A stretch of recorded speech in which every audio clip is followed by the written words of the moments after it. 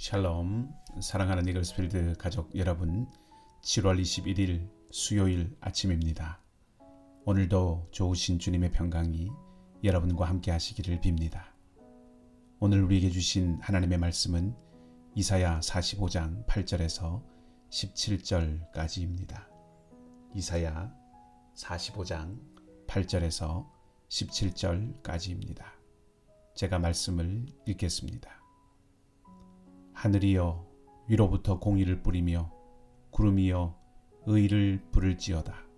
땅이여 열려서 구원을 싹트게 하고 공의도 함께 움돋게 할지어다. 나 여호와가 이 일을 창조하였느니라.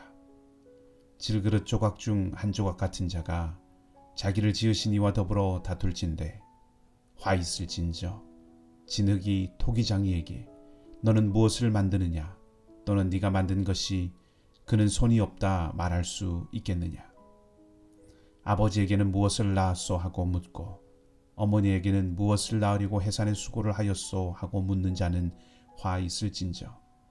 이스라엘의 거룩하시니 곧 이스라엘을 지으신 여호와께서 이같이 이르시되 너희가 장래 일을 내게 물으며 또 내 아들들과 내 손으로 한 일에 관하여 내게 명령하려느냐. 내가 땅을 만들고 그 위에 사람을 창조하였으며 내가 내 손으로 하늘을 펴고 하늘의 모든 군대에게 명령하였노라. 내가 공의로 그를 일으킨지라. 그의 모든 길을 곧게 하리니 그가 나의 성읍을 건축할 것이며 사로잡힌 내 백성을 값이나 갚음이 없이 놓으리라. 만군의 여호와의 말이니라 하셨느니라.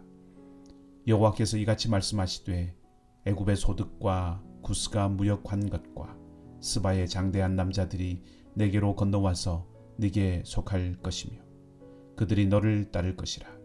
사슬에 매여 건너와서 네게 굴복하고 간구하기를 하나님이 과연 네게 계시고 그 외에는 다른 하나님이 없다 하리라 하시니라. 구원자 이스라엘의 하나님이여 진실로 주는 스스로 숨어 계시는 하나님이시니이다.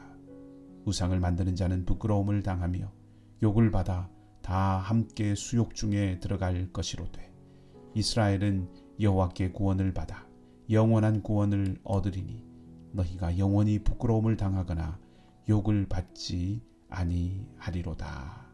아멘. 스톡홀름 증후군이라는 말을 들어보셨을 것입니다. 이 말은 1973년 스웨덴의 수도 스톡홀름에서 실제 발생했던 은행 강도 사건에서 따온 것입니다. 은행 강도들이 엿새가 넘는 오랜 시간 동안 인질들을 잡아두고 경찰과 대치를 벌였는데 구조된 후에 인질로 잡혀있던 사람들을 면담을 해보았더니 놀랍게도 인질들이 자신들을 억류하고 있던 그 인질범에 대해서 애착과 또 어떤 동정심을 가졌고 반면에 오히려 자기들을 구조한 경찰들에 대해서는 적대적인 감정을 표현하는 이해하기 힘든 그런 태도를 보였습니다. 이런 현상에 대해서 전문가들은 심한 스트레스와 두려움에 떨고 있을 때 자신을 해치지 않고 오히려 호의를 베푸는 그런 범인들로부터 친절과 온정을 느끼게 되어서 이런 현상이 벌어질 수 있다고 말을 합니다. 유다가 멸망하고 포로로 잡혀간 사건은 1차적으로는 유다의 죄 때문이지요. 하나님을 떠났기 때문입니다. 포로로 잡혀가서 사는 것은 쉽지 않은 일입니다. 우리가 알고 있듯이 시편에는 우리가 바벨론의 강가에 앉아서 울었다고 노래하면서 포로 사이에 그 큰 고달픔을 표현한 것도 있습니다. 언뜻 생각하면 그 포로 생활의 고달픔, 낯선 땅에서 낯선 사람들 사이에 사는 그 어려움 때문에 유대인들은 포로 생활 내내 고통의 날들을 보냈을 것 같은데 실상은 그렇지 않았던 면이 있었던 것 같습니다. 포로 생활에 적응하는 것을 넘어서 바벨론의 문화와 삶의 방식에 맞추어 살기를 선택하고 또 그 삶을 살아갔던 사람들이 있었다는 것이지요. 구약 성경에는 사람들이 포로로 잡혀가고 땅이 폐허가 되었을 때 그것을 땅이 안식을 누린다고 보고 포로 시기는 정화되는 시기라고 보는 그런 흐름이 있습니다. 말하자면 포로로 잡혀온 사람들은 포로기를 보내면서 하나님 앞에서 자신들을 돌아보고 잘못을 뉘우치고 하나님의 백성으로서 잃어버렸던 것을 다시 찾아서 또 자신을 추슬러야 했다는 것이죠. 그런데 그 중에는 그렇게 하지 않은 사람들, 오히려 앞서 스톡홀름 증후군과 같이 바벨론의 유아스러운 제스처에 화답하여서 바벨론화 되어 간 사람들이 있었던 것 같습니다. 우리가 계속 읽어오고 있는 말씀이 끊임없이 우상이 헛된 것이라고 말하고 있기 때문이지요. 우상이 헛되고 우상을 버리라고 하는 말은 반대로 우상을 섬기는 이들이 있다는 것을 반영해 줍니다. 이사야 40장 이후의 말씀은 포로된 땅에서 해방되어 돌아오는 것에 대한 메시지입니다. 희망을 선언합니다. 그런데 계속해서 바벨론이 멸망할 것이고 또 하나님께서 새 일을 행하시겠다고 하시면서 우상은 헛된 것이라는 말도 계속합니다. 이것은 우상을 섬기는 이방인들을 깨우치려는 말씀이기도 하겠지만 동시에 포로살이를 하면서 바벨론화 되어가는 사람들에게 경종을 울리려는 말씀이라고 볼 수 있을 것입니다. 포로의 날들이 길어지니 바벨론이 자기들에게 어떤 일을 했는지도 점점 잊어버리고 오히려 바벨론의 호의적이 되어가고 바벨론의 우상을 섬기는 사람들이 나타나는 것이죠. 이렇게 어떤 의미에서 영적인 스톡홀름 증후군에 빠진 사람들은 바벨론에서의 포로가 끝나고 약속의 땅으로 돌아간다는 소식이 그렇게 환영할 만한 소식이 아니었던 것이죠. 놀랄만한 이야기지만 유다 사람들 중에는 의외로 그런 사람들이 있었던 것 같습니다. 포로에서 귀환하는 사람들을 이끌고 돌아왔던 에스라의 경우를 보면 알 수 있죠. 에스라 8장을 보면 에스라의 요청에 따라서 여러 족장들이 성전에서 일할 사람들을 이스라엘로 데려가려고 애쓰는 그런 장면이 나옵니다. 그러니까 바벨론 땅에 있는 사람들 중에 가나안으로 돌아가지 않으려는 사람들이 있었다는 것을 말합니다. 바벨론에서 살만하고 잘 적응했다는 것이죠.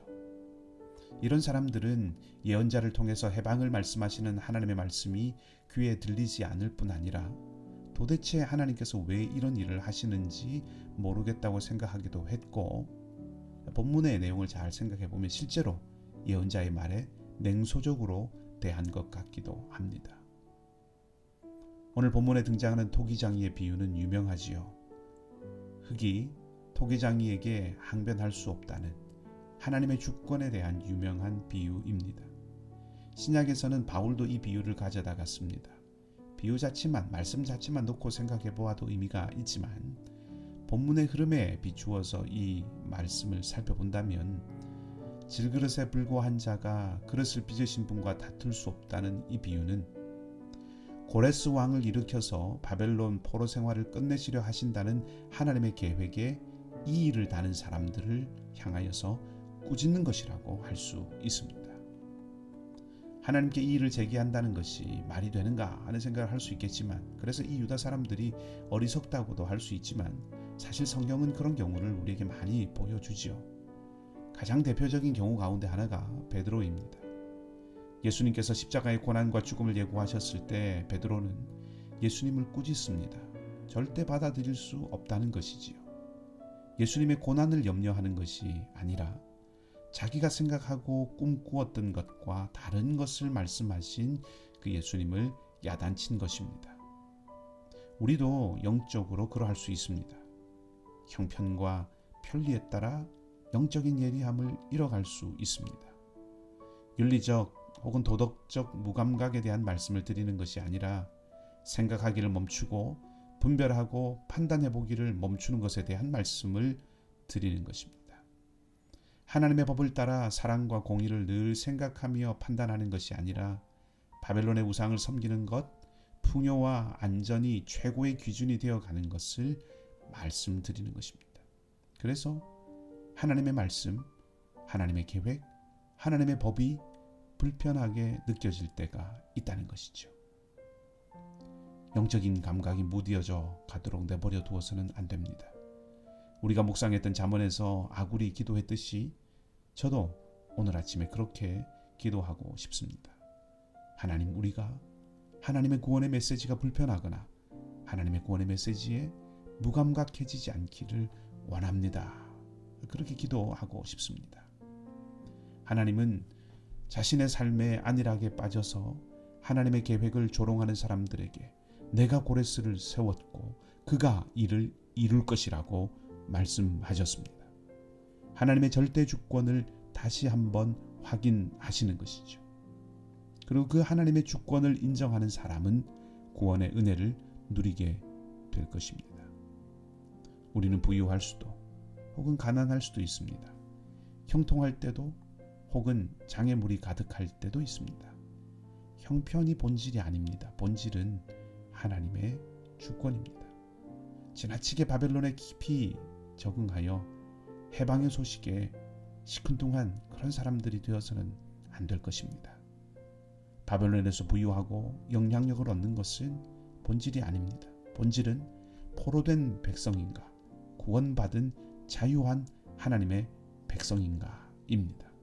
그것을 잃으면 영적 스톡홀름 증후군에 빠질 수 있습니다. 오늘 은혜의 기회로 하루를 주셨습니다. 영적인 분별력이 살아있어 하나님의 말씀이 들릴 때 믿음으로 응답하며 살아가는 저와 여러분, 우리 모두가 되기를 주님의 이름으로 축복합니다. 함께 기도하겠습니다. 하나님 아버지, 오늘도 귀하고 복된 은혜의 날을 주셔서 감사합니다. 살아가면서 우리 삶을 하나님께서 주관하신다고 하면서도 내 뜻대로 내 마음대로 계획하고 소원하며 살아가는 모습이 문득문득 나타남을 고백하지 않을 수 없습니다. 질그릇 조각 같은 이가 자기를 지으신 이와 다툴 수 없다고 하셨는데도 때로 우리는 우리의 뜻에 맞지 않는 하나님의 말씀이 들릴 때면 불편해하고 때로 불쾌해하기도 했습니다. 겸손한 마음, 신뢰하는 마음을 주셔서 하나님의 말씀에 믿음으로 응답하는 우리가 되게 하시고 영적인 분별력을 잃지 않게 해주셔서 바벨론에서의 풍요가 아니라 하나님을 섬기는 백성의 정체성을 지키는 것, 포로된 자가 아니라 해방과 자유를 얻은 자의 삶을 사는 것이 참된 삶을 사는 것임을 잊지 않게 해 주시옵소서.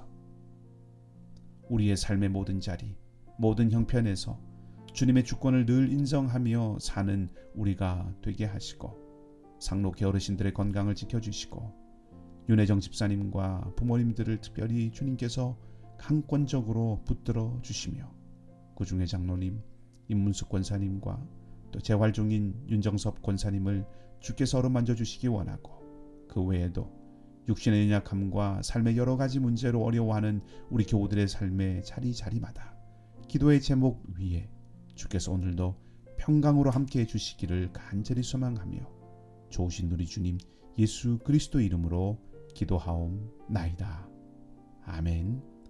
말씀을 생각하시면서 각자 기도하시고 오늘도 믿음으로 승리하는 하루가 되시기를 바랍니다.